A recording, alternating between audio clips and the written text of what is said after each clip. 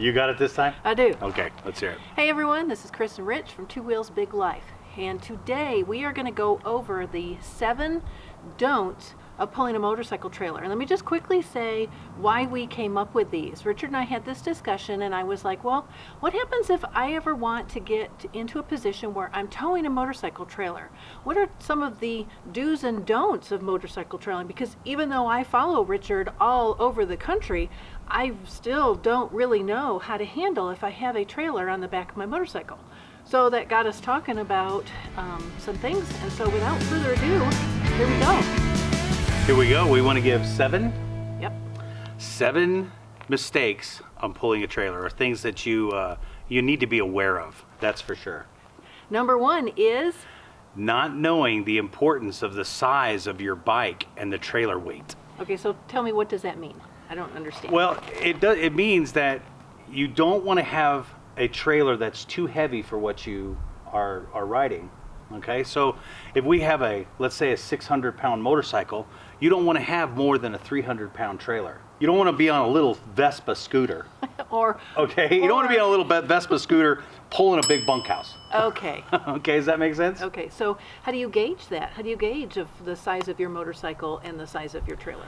Well, first of all, you need to know the weight of your motorcycle. Okay. So you got to find out what the weight of your motorcycle is, and then also you need to physically weigh that trailer and make sure you know exactly what's in that trailer and how heavy it actually is. Okay. So you want to weigh the trailer first when it's dry, Mm-hmm. or at least know the weight when it's dry. Correct. Know the weight of it dry. Know the maximum capacity of it. So let's say we have a trailer that's a 300-pound gross vehicle weight, but the trailer weighs 150 pounds.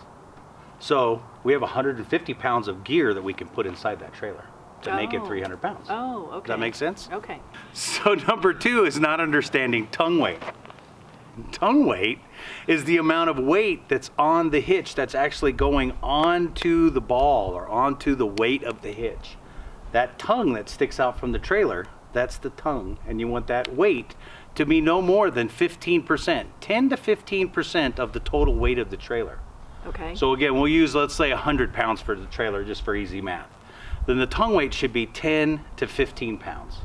Okay. So 200 pounds, you're going to have a maximum weight of 30 pounds on the trailer, on the tongue. Okay. So how do I go and determine what my tongue weight is? Well, there's several different ways you can do that.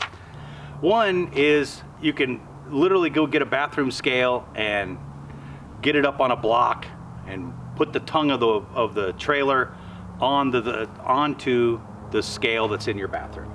That's kind of the easiest way. Or a luggage scale, something you can lift up and it gives you a little band.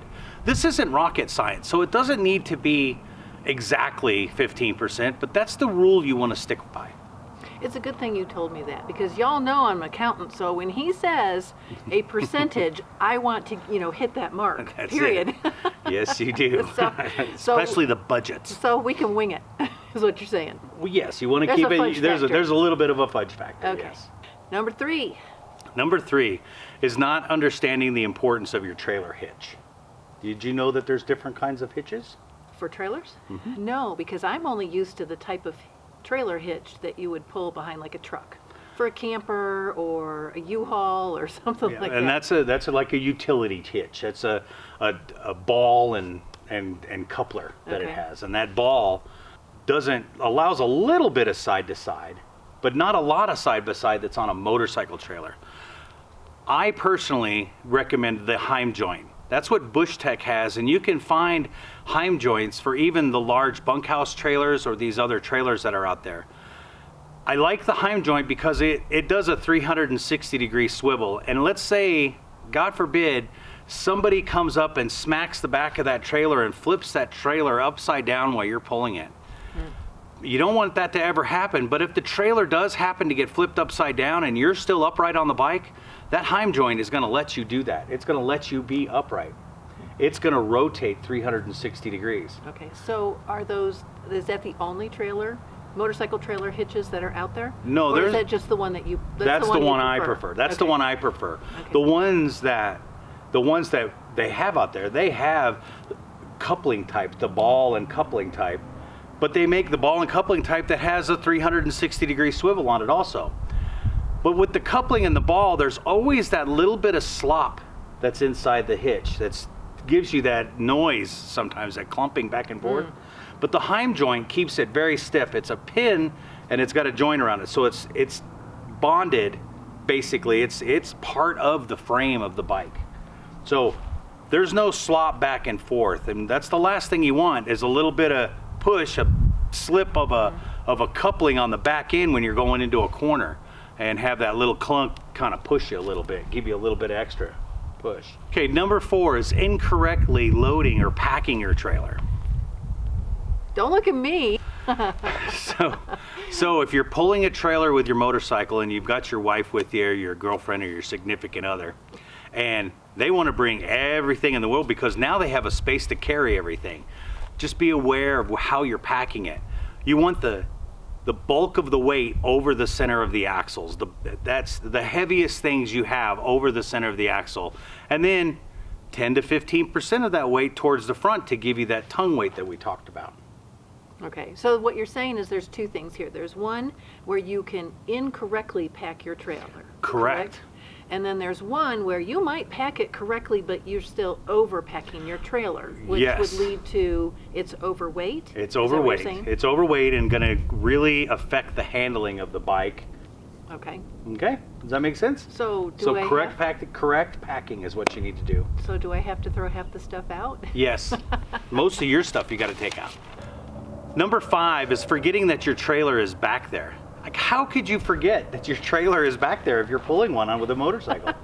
Well, I think, especially with the Bush Tech, the way it's designed, I think Yes. if your trailer is loaded correctly, do I have that right? Yep. And it's balanced correctly. That is correct. I think you can. I've seen you do it. You just kind of cruise along, and it seems like the trailer becomes part of an extension of the motorcycle. And It it's is. Just, you forget about it. It really does. And if you have a trailer that is balanced correctly and loaded correctly and just running smooth with good wheels and tires and properly inflated tires, man, I'm telling you, you will forget that it's back there, especially on a long trip. Okay, so there's 5 points I want to talk about this last one. Well, the first one is stopping. You need to give yourself a little extra room to stop because you're going to have the weight of that trailer. When you're coming to a stop, so what you're saying is you want to anticipate longer than you normally would on a motorcycle. Correct. Hey, there's a stop coming up. Correct. And then if you have to stop sooner than you would have preferred, is that trailer going to push you to a certain degree? To a certain degree. I mean, Okay. it's not going to push you and make it out of control, but it's just going to be extra weight, and you're going to notice that when you brake. You'll brake, and you're like, I'm giving more brake than I normally do. That's okay, because you've got that extra weight, and the trailer hitch is designed to put the weight on the frame, so you're going to feel it in the bike, not just dangling off the back. All right. All right. The second point. Go ahead. Okay, the second point is acceleration. So when you make that stop, after anticipating that stop, now you're going to accelerate off of that line. You're going to use a lot more gas and a lot more clutch to get that bike rolling and getting it off the line. It's no drag race here. So I'm not going to peel off the line. Yeah, like you do anyways. You just stand up the rear end of that. Just stand up that K12. Whoop! No. No, you don't do that anyway. No, I don't do that anyway. But you're going to use more clutch for Okay. sure. So do you think maybe I'm not a newbie rider, but maybe I haven't pulled a trailer before. Do you think there's a chance that I am going to stall it Yes. when I take off because I'm not used to how much gas and clutch at first? Correct. Would it be better to first go out on an empty trailer No. and try all this? Not Okay. a completely empty trailer. Okay. Always want to keep a little bit of weight in that trailer. So even when you're out practicing, put a little bit of weight in it. Okay. So the trailer can have that tongue weight correctly, have the weight on it where it's going to track correctly. That's the key too, is getting it how it's going to track. Okay. Okay? So number 3 is cornering is going to be different. You're not going to go into a corner real hard like you have and just dive into the corner. Now you can if you have your trailer loaded correctly and you're at the right speed. 4th point is in the city. When you're in the city, and we talked about cornering going into, on the open road into a corner, but when you're in the city, you got to remember you're making those right turns those right turns, you've got a trailer that's back behind you. So you got to go a little bit wider so you don't want to clip that tire over the curb. We have to be careful also, like at a gas station. Chris and I will pull in side by side. I'll have the trailer, we fill up with gas, and if I take off before, that trailer may clip her front wheel. So you got to be aware of where you are in a gas station. Make sure you go out a little wider so you don't hit the curb. Make sure you make a wider right-hand turns so you don't hit the curb. Number 5 is lane placement. Lane placement is when you're in a motorcycle, you have a choice of using the right or the left-hand side of the lane that you're in. So if you have a Bush Tech type trailer or a smaller trailer, an inline trailer, you can stay in either the right or left side of that lane. But if you have a large bunkhouse camper trailer or just a wide utility type trailer, you may be running into the center, in the center of that lane to keep the trailer in the lane at all times. Okay, so and it depends on the type of trailer. If I'm pulling Correct. a large bunkhouse, which is going to be wider than my mirrors, Wider than your mirrors, then wider I'm than your... probably going to be more camped out near or in that center lane. Correct. Versus if I'm pulling a smaller trailer, I can pick my lane based on where Correct. you know, I am in relationship to traveling with other motorcycles or traveling by myself. That is correct. Okay, number 6, My favorite. your favorite, is, can you guess, not paying attention to where you're going to park. Boy, has this been a big one for Yes. us. This Yes. last season, for the most part, we've done good. You guys have seen some of our videos where Chris here is pushing my fat hog backwards. It's harder than you think to find optimal trailer parking for a motorcycle. Well, it and is. not just a motorcycle, but one dragging a trailer behind it. Yes. Especially one loaded down as heavy as we are. We're loaded, my bike is loaded to the gills, the trailer's fully loaded, and you just want to be prepared. When you pull into a parking lot, your eyes are constantly scanning, what's the best one? What's the best one to get to? Yes. Right? And it may be the one that's across at the end of the parking lot where you got to walk to. You know, you got to walk to get to the grocery store or something. It may be that. One of the best places is a pull-through. Pull through, no problem. We'll just pull through. We're ready to exit and speedy exit on the way out. No harm, no foul, all good. They're not always there. They're not always there. So the next best option is an incline going into the parking space. So we want to go into the parking space here so we can just brake it on the way back and get it pushed backwards, right? That's the best. That's the next best. First is pull through. Second is incline going into the parking curb. and sometimes you're not It going to doesn't get work. any of those and nothing works and you're just going to have to park it and know that At a decline going into the parking space, and that's when Chris comes in. Or I hear Hondas have a reverse. No, we're not getting a Honda. But there's also, it's just like when you're on your motorcycle and you go to an event. The best way is to pull forward a little bit and back your bike in. That way you can just pull out. But sometimes we don't even have that. Sometimes there's a curb and we can't back in, or there's a little gully where you can't back in, and you're having to pull forward, get a little push on the way out, and that's what happens. it's all good. It's all good. We make it work. We make it work. Yes. Number 7 is improper maintenance of your bike and your tires. You know, you've got to remember now, you've got a trailer that's behind you. So you have 2 extra tires. You have 2 extra rims. You have extra stop lights, brake lights, turn signals, marker lights. You've got more maintenance. You've got suspension on your trailer, whatever, single axle, torsion bar, or independent suspension. You've got maintenance that needs to be done on your trailer, which brings us to a point that we have a tire pressure monitoring system on our trailer. So I can actually maintain or monitor the tire pressures that are on the trailer at all times. So link to that is right here. It's a good idea to make sure that all your tires are properly inflated, all of your lights are working. Do a walk around. Get somebody to stand behind you and hit the turn signals and hit the brakes and make sure everything works on it. Make sure your hitch is completely is completely on. Make sure you've locked everything. Do a double check on that, because the last thing you need is that trailer to come off and it's pulling up next to you while you're running down the road. And God forbid that thing spin off and get into your tire. Yes. Shout out to Old Guy on a Bike. I'll have his link down in our description also. He has a video where his trailer actually came loose from his bike and went off into the field.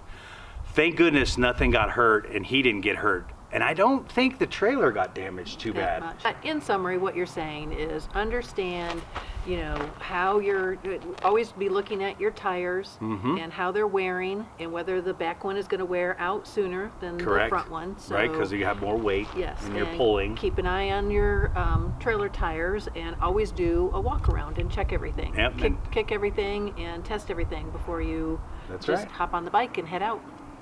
Yep. All right, anything else? Here's a bonus mistake, if that's an actual oxymoron or something. I mean, how do you get a bonus mistake? It's a mistake. Here's an extra mistake. How's that? That you don't want to do. Here's something else you don't want to do. The bonus mistake that you don't want to do just sounds wrong, doesn't it? Bonus mistake. Bonus is like Would you spit good, it out? and then mistake is like bummer. Okay, so the bonus mistake that you could do when pulling a trailer is just not being an experienced rider. Listen, in our opinion, you should really go out and take yourself a riding course. Learn the ins and outs of your motorcycle. Become confident with your motorcycle before you decide to put a trailer on it, because it will affect the way it balances, the way it turns, the weight of it in a corner, the braking, and all of that. So make sure that you're confident with your bike and that you're an experienced rider before you decide to put a trailer on it. If you do decide to put a trailer on it and you're nervous about it, get out into the big parking lot, pull one around, add weight to it more and more and more. Get more aggressive with your stops. Get confident with it. That's the big thing. Well, I think what I would do if I was going to pull a motorcycle trailer is I'd put some weight in it. I'd go find a big parking lot first and get some practice in there. And then I would go hit the back roads and get more practice in there, some long stretches of roads and a few turns, and get more comfortable. And then when I'm really feeling comfortable, and this could all happen in the space of one ride because I am a more experienced rider, or it could be over a series of days or weeks. But then when I'm more comfortable, then I'll tackle the city, because the city is a whole different beast, because you've got lane changes and you need to make sure that you've got enough room for you and your trailer to get over to the left or to the right, and you're doing more turning. Yep. So and you're in tighter quarters. Yes. With cars and other bikes and curbs and sidewalks and pedestrians. If I was going to do it, that would be the progression that I would do. All right. Well, if you like this video, give it a thumbs up, ring the bell, hit the notifications, do all that happy stuff. And by the way, we have a Patreon account now. So if you'd like to contribute to us and help keeping this type of content coming, please join us on Patreon. Meantime, keep the shiny side up. Ride safe, everyone.